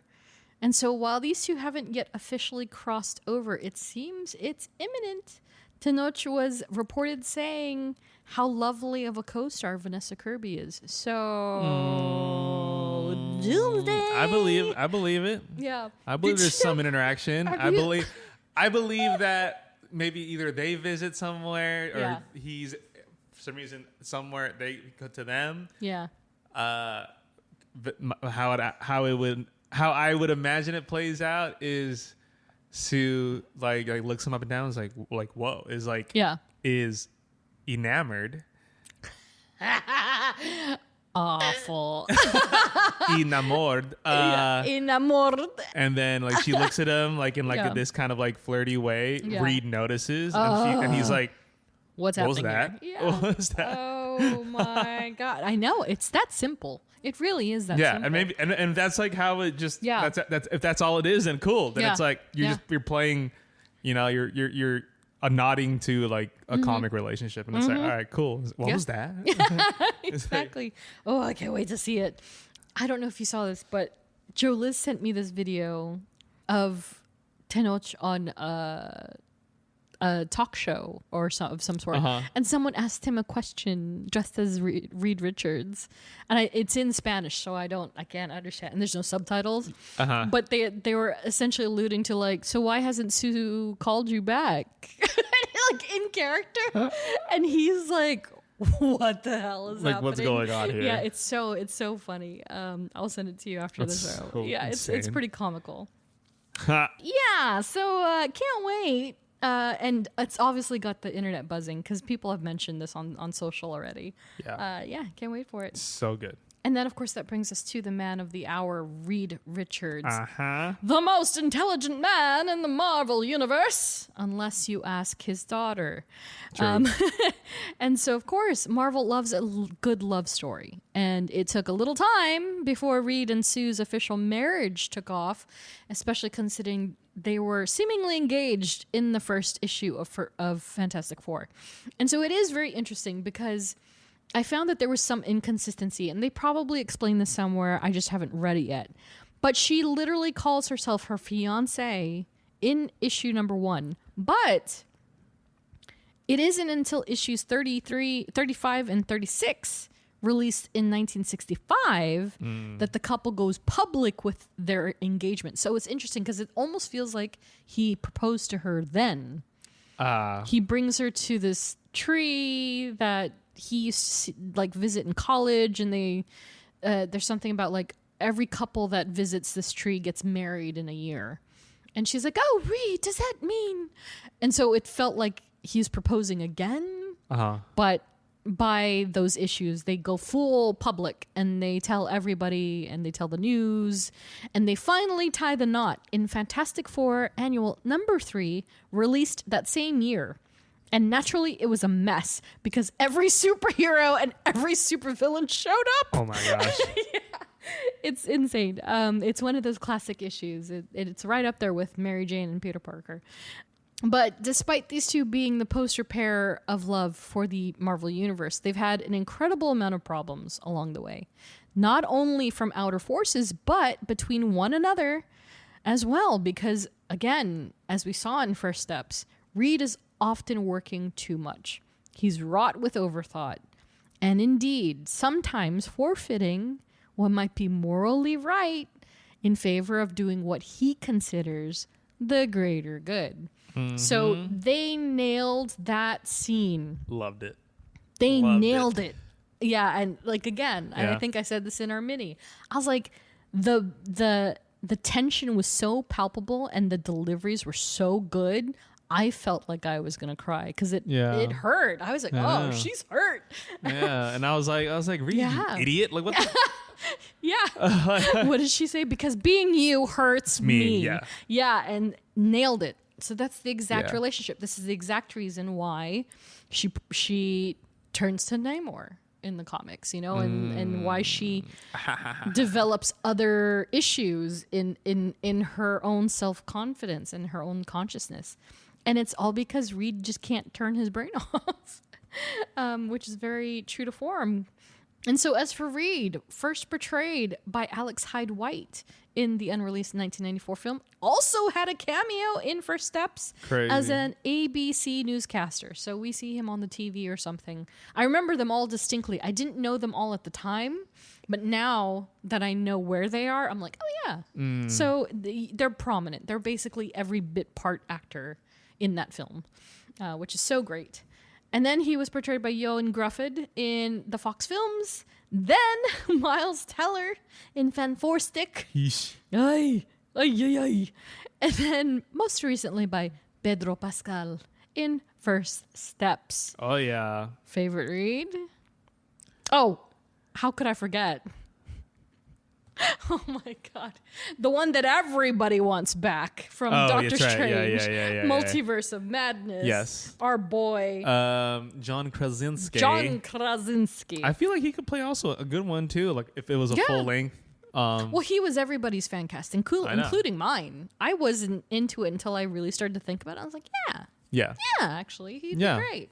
He is. And so I think Pedro killed it. It's kind of like all encompassing. Yeah. Like you said, like that scene of where he can't turn being the smartest man in the world or in the universe off. Yeah. Like it's like, dude, like you're having a baby, like just relax. Yeah. You know? He's like, no, but I have to figure out every bad possible thing. And it's like, geez. Okay. And I think we mentioned this in our mini is that there's something to Pedro that you really, and all of them, this goes for all of them in First Steps. Yeah. You really believe that he is this man that has to compartmentalize everything in his life. Yeah. That he cannot deal with certain things. He has to figure out everything twice over, every permutation, every iteration, every possible variation. Yeah. That it stifles him. Ironically stifles him and his growth. And that obviously, I mean, it goes without saying, all their powers represent something that they are either lacking or overcompensating or overtaken by in themselves. So Reed stretches because he stretches himself too thin. It's representational of who he is. And so it is very interesting that although Ioan Gruffudd's is very visually like spot on. Yeah. Looks just like the character, like from his features to the gray hair. And they actually showed his powers much more than they did Pedro's in First Steps. But there's just, again, something to the persona. And when he speaks as Reed Richards that you're just like, oh yeah, that is the smartest man in the universe. So he definitely wins hands down for me. And then I would pick Ioan and then Krasinski, and then, Miles Teller, I guess. Sure. He's at the bottom of the tier, but yeah, he is just too good. And again, say for the 2015 film, pretty consistent across the board when it comes to the overall sentiment of who the Fantastic Four even are, especially when it comes to Reed and Sue's dynamic. Like we just said, the fight, oh my lordy. And yeah, in short, he's just a hot nerd that Sue is wildly attracted to. But again, the way that Vanessa and Pedro, their chemistry is ridiculous. Insane. Even in the interviews, I'm like, stop. I know. What are you guys doing? I feel like I'm intruding here. I know. Exactly. That's when you know it's good. Oh, they're so great together. I love them. And so notable adversaries, holy moly. So we're going to be talking about a lot of these along the way. And so I've just put in the ones that we see in the films, at least for Sue and this character study. So first up, Harvey Elder, a.k.a. Mole Man. Oh, yeah. I'm telling you, if we can get Mole Man, we can get Stilt Man. Stilt Man. Oh, I'm sure he's on the way. Yeah, Pace Pot Pete. I'm waiting for it. God, Easy. they better be in Spider-Man. So aside being a classic recurring villain in the Fantastic Four's Rogues Gallery, Sue and Harvey don't have a deeply rooted connection, but he has tried to kidnap her and the family so many times. That's like the dynamic. He is the I'll get you this time, Fantastic Four. You know, like that's him. Dude, I love that transatlantic stuff. Oh, it's so good. Oh my God. It started seeping into my like natural voice. I was I started doing it last week for no reason. The Fantastic Four have arrived back here in New York City. Yeah, and so like you see in number 1, he makes his debut along with them in that issue, which only made the issue worth more money, obviously. But you know, he's ultimately defeated by them in their debut issue. So it's their first rodeo. He got defeated. That needs to tell you something about how powerful Mole Man is. Yeah, because they just completely mowed him down on their first run, But this primed him to be one of their greatest adversaries. So, you know, it's interesting because you would think, oh, maybe he's probably top 10, but he actually narrowly misses the top 10 list. He's probably more of an 11, 12 on their top villains, if only because he debuted with them and he's recurring as hell. So he comes back a lot. He's always trying to get them to Subterranea. He's always trying to have Subterranea take over, la, la, la, la, la. Yeah. But there's no deep connection with Susan Storm in the comics. Whereas in live action, we have Harvey Elder, Mole Man, portrayed by Paul Walter Hauser in First Steps. Mr. 3.5 on Letterboxd. Funny. That's funny. Oh, man. But yeah, a vague but significantly more prominent connection in the film. So, as Paul has stated, a scene that provided far more exposition regarding his kindness towards Sue was ultimately cut from the film. So he gave it a 3.5 on Letterboxd. That's iconic. That's seriously, I think honest. it's hilarious. Yeah, he's honest. At least he's honest. Honest man. Yep. But even without the scene, we definitely got the idea that something had happened between the two that led Harvey to trust her so much that he allowed her to move all of New York to Subterranea. So you gotta wonder. Yeah, like what's that relationship? What did she do? Yeah, like what did she come through with for him? Yeah. That he was like, okay, I'll let them all come down. Yeah. I guess Susan. Yeah, Susan. And again, she regarded him by his first name. So that also says a lot. But yeah, will we get answers? Will we see it in digital and home release? I don't know, maybe. I hope so. I don't want to have to buy it to get to see it, but I'm sure that, well, I hope they release it. I'd like to see that scene. I know. Yeah. That brings us to Silver Surfer. Either Norrin Rad or Shalabal, depending on which one you'd like to talk about. But as far as the comics go, notably for both surfers, there's no direct correlation for either of them with only Sue. It's the Fantastic Four. They always operate as a group. It's not only because of one person, at least most of the time. And so it's always generalized to the entire team. So we're not going to get into the Silver Surfer stuff right here. And also, we have so much room to talk about both of them in their own right. So we're going to leave that for now. Whereas in live action, Silver Surfer, Norrin Rad, portrayed by Doug Jones in the Fantastic Four Fox films, and then Julia Garner in First Steps as Shalabal. And so, again, that is one of the most glorious payoffs for the misogynistic social media users. So she's so great. Oh, they turned Silver Surfer to a girl. No, there's a girl one too. She's so great. There's more than one Herald. Which, by the way, at one point, even Johnny was a Herald for Galactus. So relax. The story isn't the same as far as the dynamics go in live action. So, like you mentioned, in Rise of the Silver Surfer, Sue, I need to remember why, but she had a much more prominent role, and it stuck with Norrin Rad in that film. They built this little connection because she reminded him of somebody. Yes. And so it was enough to kind of make him flip sides eventually, with Cloud Galactus. But in First Steps, very similarly, Johnny and Shalabal, in that he was so persistent with her and she saw something in him that she spoke to him. Yep. Kind of let him in. A little Interestingly bit. enough. You let Johnny in just a little bit. He'll take it. He'll take it, yeah. Which is very, very interesting dynamics, I think, in both ends of the spectrum. But yeah, Shalabal and Sue in particular, they obviously butt heads in the film. But again, there's no direct line between either Surfer and Susan Storm that is like, this is the why. They're just existing in the same space. So yeah, no real connections. Aside, obviously that little small detail that Sue is trying to save the world. Yeah. So that might be it. But otherwise, nothing too deep. Which, related, brings us to Galactus. Once again, Galactus, devourer of worlds. So good. So he has a very interesting backstory. Again, same story that we're not going to go too deep into for this episode. But before he was known as Galactus, he was known as Galen of Ta in a previous iteration of the universe as we now know it.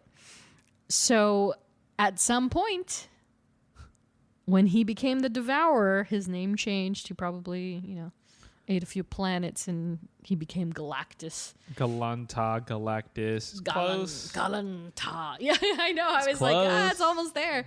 Yeah, the planet was Ta. And so he was a Taian, I think they called them. And so, no deep dive here. But the same thing goes for Galactus and Sue as the Surfers and Sue. They're intrinsically connected because of the Fantastic Four. And they have crossed paths on numerous occasions. But yeah, like I just mentioned, one of the most threatening was when Johnny became Herald of Galactus for a hot second. And he had Sue's powers, by the way. Crazy. It was so weird. And then, of course, Franklin Richards is the beacon of the connection between them in many ways. But aside that, again, not directly for Sue. It's for the baby. Which is not unlike in the films where he's portrayed by Ralph Ineson and First and Last Scene, 2025's First Steps. So this is the first true iteration of Galactus. I was like, should I even bother looking up if there was an actor for Rise of Silver Surfer? No, when you hear his voice, you're like, yep, no, that was him. Yeah, exactly. So, very interesting that he went from being a cloud to an actual comic accurate to the Kirby Crackle being in First Steps. And we got our ultimate payoff in Fantastic Four First Steps in every way because, it was true to art version of Galactus. Again, right down to the Franklin Richards thing. So they definitely obviously had this connection in First Steps because she's protecting her baby and going mama bear on him. Yep. But again, it wasn't directly because of Sue herself. It was for the child, which I guess is a complicated topic. Because it's like, obviously the mother is just as important. But he did induce her Yeesh. to have the baby, which is Yeesh. so crazy. I still wrap my head around that entire film. It's just crazy. But yeah. They don't have a direct correlation. It's always Fantastic Four, always as a unit, which is interesting because, fun fact, in some storylines, if they are apart for too long, and say one is in a different dimension, they're time traveling, whatever, their powers start to diminish. So they have to be together. But it's in a bad way. You know what I mean? It's not, okay, I get that. They don't just magically get better and Ben is not the thing. Yeah. They're so connected that They have to be together. kind of stay together. Yeah. And the same goes for all these relationships. They have to be together. It's not always one or the other. Save for one person, I would say, who is the next topic, and that is Dr. Doom, Victor Von Doom. And so, as great of an adversary Galactus is, he still doesn't hold a candle to their number one, which is Victor. And as you can imagine, Doom is essentially the Green Goblin to the Fantastic Four's Spider-Man. So it is that level of intensity, is that level of back and forth. Love it. Recurring and all the good things. In every incarnation imaginable, for the record. So in Ultimate, same thing. Every arc, it always comes back to Doom somehow. And sometimes he helps. Sometimes they're on the same side and doing that thing. But again, it's like what is Doom's? I mean, obviously we'll talk about this at some point. But what is his main motivation? Is it just to be the most powerful person, being? Yeah. Well, and also he and Reed combat for the intelligence thing too. So that's pretty.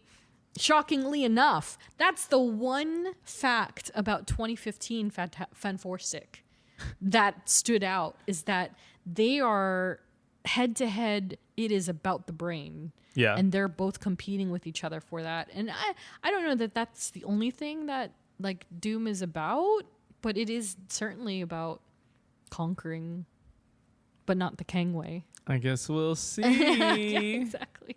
I know. I'm going to dive deeper into him, and I'm probably going to read more comics than I even realize at the moment, but we will definitely dive into him a bit more as we go along.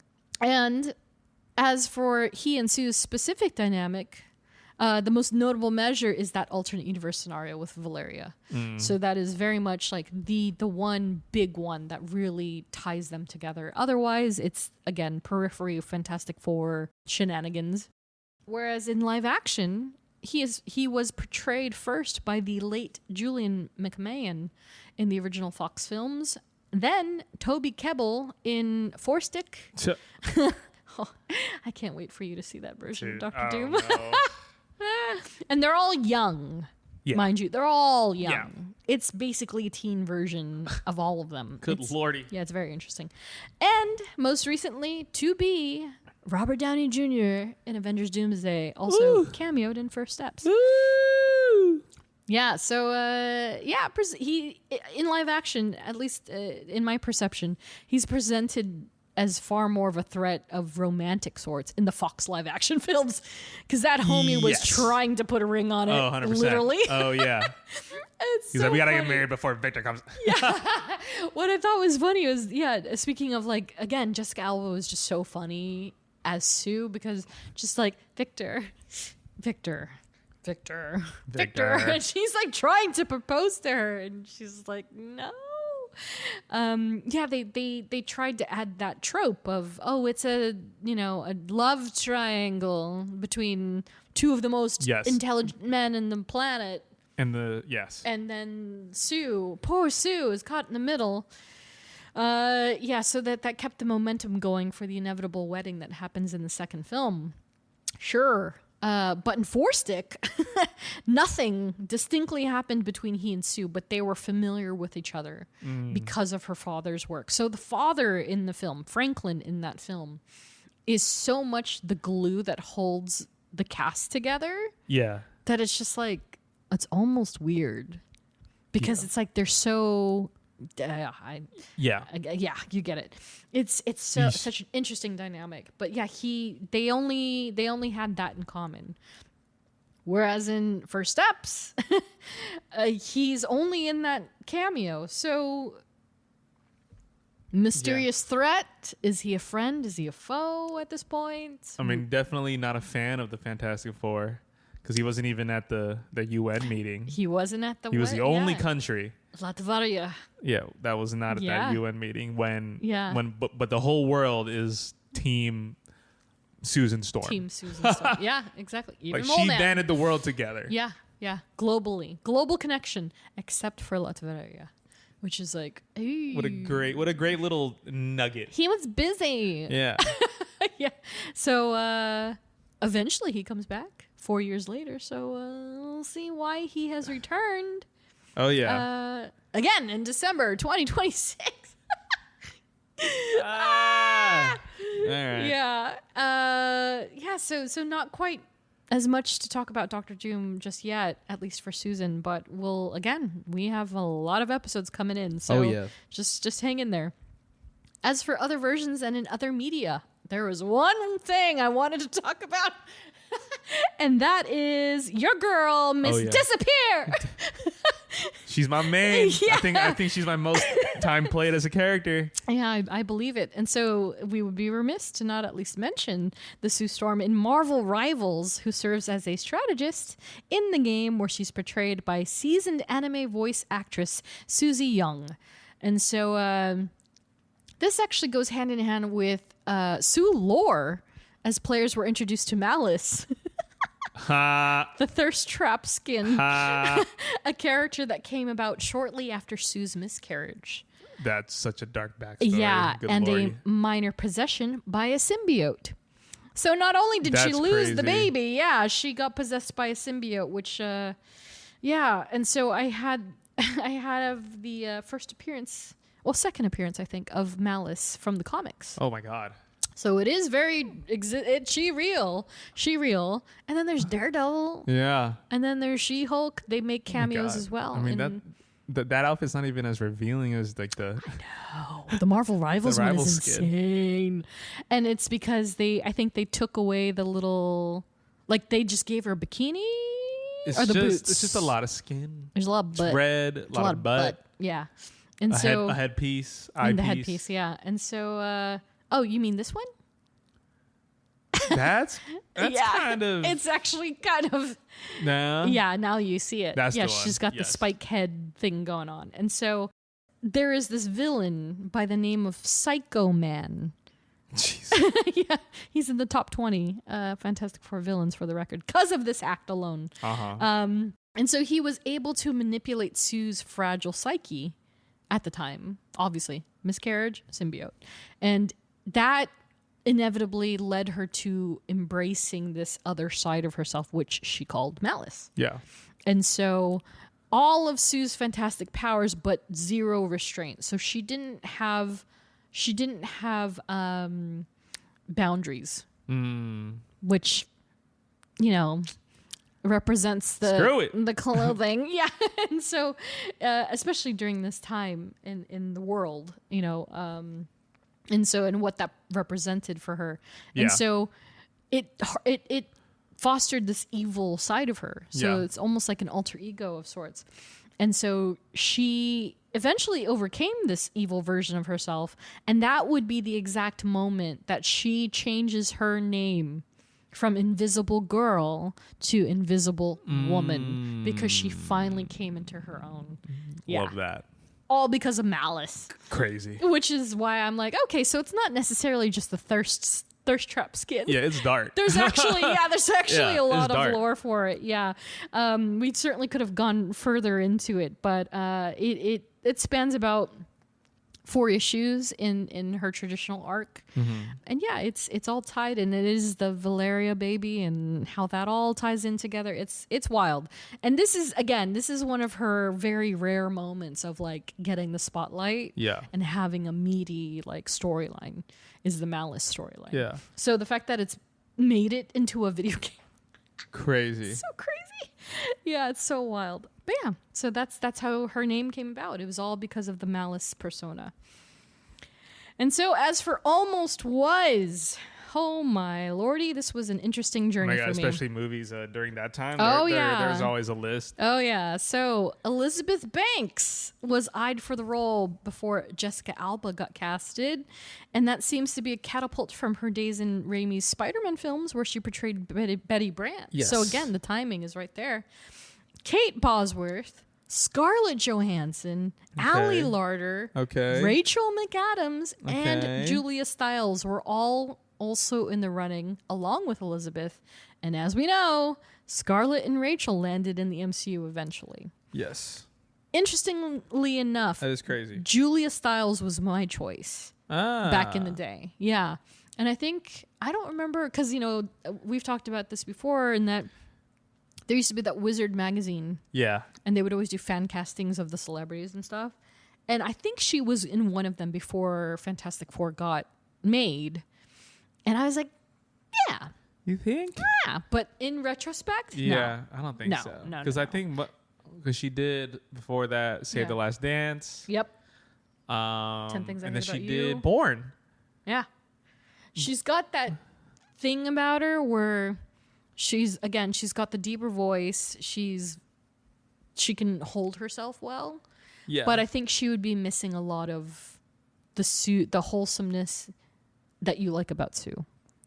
That makes Sue Sue. Fair. Yeah. Yeah. And so at the time I was like, yeah, I like her. And then now I'm like, no. Yeah, I don't know.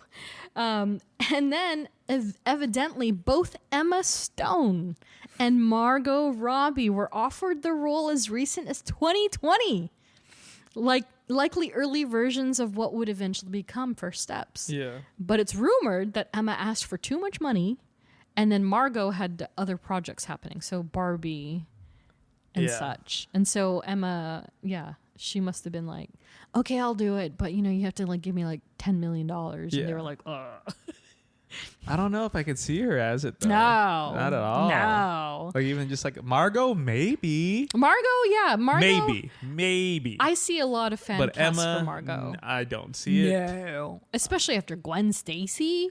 Yeah. Yeah. And she has her own version of wholesome and lovable, but it's not the Sue Storm. Yes. You know what I mean? And she's a great actress, but Yeah. she also has her own Yes. like method of Yeah. acting. It's Wouldn't- great. wouldn't fit. Yeah. I think it's great that Vanessa got it. Yes. No, bless. Now she's going to be in a movie with Sebastian Stan. Isn't that crazy? That's right. Yes. So for the future of the character in the MCU. So with Sue's official and exceptional entry into the MCU, we got a good taste of what she's capable of, as well as a few leads of what can happen next, given the first stinger at the end of the film. Not to mention the mysterious Fantastic Four ship at the end of Thunderbolts. So what do we think, Jeff? I think, well, it's not just like her. It's like you have to go you have to, the sky's the limit with these four. Like you have to, like, I don't want to use the word take advantage of them, but I just like take advantage of like the Fantastic Four story. Like let them lead this era. Yeah. Like they're the first family, like for God's sakes. Like, and you have four amazing actors who are obviously now that they can play the role. So sky's the limit, and it's obviously that Susan Storm is a very big anchor and pillar of the four. So ride with it. Yeah. Like start filming the sequel or something. Yeah. In like 2 years. Yeah. Or a year from now. Do you think they'll do a sequel? You have to do something with them. You cannot let They can't let them linger, waste yeah. these four. Yeah. Yeah. Like, and obviously that's easier said than done because maybe they're like I don't want to sign like a contract or they have other things lined up. But it's like find the time for these four. Yeah. And build something. Yeah. I mean, obviously it has to be post Secret Wars, but God, that's so crazy. but just something has to happen with them after Secret Wars because obviously they're going to play a huge role in Doomsday and in Secret Wars going forward. But just these have to be the Robert Downey Jr.'s of this new era. Yeah. I agree. So well, and they have said before that Pedro is essentially filling the shape of Robert Downey Jr. in this new phase. So he's the smartest, intelligent man, and he's like the most recognized actor right now. Yeah. And exactly. Yeah, I agree. And I think that they laid the groundwork again with the way she's evolved in her representation and the fact that she can go toe to toe with Galactus to show that, and the next time you see this woman, she's going to be so amped up that she's going to be so formidable that she's going to give off energy like Scarlet Witch did in Infinity War. She's going to be at that level. And the added value that she is also a leader. She's got leader roots in her. And so she and Reed together along with Johnny and Ben, I mean, Yeah. So Sky hopefully is we the just limit. see a lot of them within the next 7 years. That's all I can say. That's all I'll say. We definitely got 2 more years, so that's good. Yeah, so it'll be 3 consecutive years of them present somewhere and they could be inserted somewhere else, which I is hope great. so. But I imagine if indeed they're going to go for it and do a second film for Fantastic Four, then I imagine a 28, 29 drop. Like, give them a proper trilogy. That'd be great. I would love that. I don't know if it's... That's it. Like, that's all. Like, that should be, in my opinion, at least something in filmmaking, like, is to make like a proper trilogy. I feel like audiences are too greedy. Like, they just want to keep seeing them. But I'm like, no. Just go the James Gunn route. Give these heroes a proper send off. But some of the thirds, like, suck. Yeah, don't make them suck. Quantumania is like, don't make them suck. Well, I, for what it's worth, I will give Quantumania some like some slack, just because it was during a time that that's the thing. You know that a lot of films suffered that. During that time of Disney wanted Marvel to just push out. Yeah. So it's unfortunate, but in the most recent article that we talked about with with Feige saying like like not a reboot but a reset, like now you have this chance for the next 7 years to just knuckle down, reset things with Secret War and Doomsday, and just do something that will pay off at the end, because that's what you were lacking. Yeah, and, exactly. So hopefully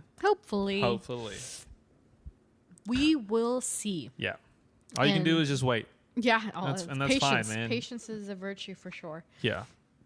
So, for suggested reading, this was tough because, again, I'm not familiar with Fantastic Four as much as I would want to be. Yeah, exactly. There you go. So, at large, classic Fantastic Four title. Just read them all. They have the greatest Sue stories stemming from, especially numbers 260 up onward to 280s when she becomes Malice, and then there's a title released in 2019 from famed writer Mark Waid, known for Daredevil, for the record, one of my favorite runs of Daredevil. He also worked on a solo series for Sue that was highly acclaimed, and it was her first solo series ever, for the record. Whoa. So she came out in 1961. Yeah. Did not have a solo title until 2019. Wow. Do the math. Crazy. Long time. That took long enough. And so it was very, very well received by readers. Then there's Fantastic Four Annual Number 3 from 1965. Once again, that's the wedding. So if you want all the chaos and the that's right. awesome covers with all the characters on them, definitely check that out. And the current run in 2025, led by Ryan North, which received its fair amount of praise as well. Ryan North has done quite a bit for Marvel, and he did Squirrel Girl for a while. So he's kind of got this great balance of writing style that is apparently very suited for Fantastic Four. So check that out as well. And then all that said, that is the end of the show. Woo! Oh my gosh. Thanks for listening. So next episode, things are about to get hot. Oh, yeah. As we continue along with our fabulous first family. So join us in 2 weeks as we discuss all things Johnny Storm, a.k.a. the Human Torch. And finally, thank you to all of our Patreon supporters and a special We Are Groot salute to Melanie, Nats, Andrew, Laura, Edgar, Katie, Ed, Robin, Chris, Tyler, Ashley, Sherry, Jenny, Joe, Liz, and Andrea. Follow us on social at STRKCNTRST. And if by chance you experienced ads during this episode, you can unlock an ad-free version of the podcast by supporting us on Patreon. And if you like what you hear, review, rate, and subscribe. Once again, thanks for listening. We will catch y'all in the next one. See you later. Bye. Bye. He wanted us to be together because that's what family is. It's about fighting for something bigger than yourself. It's about connecting to something bigger than yourself.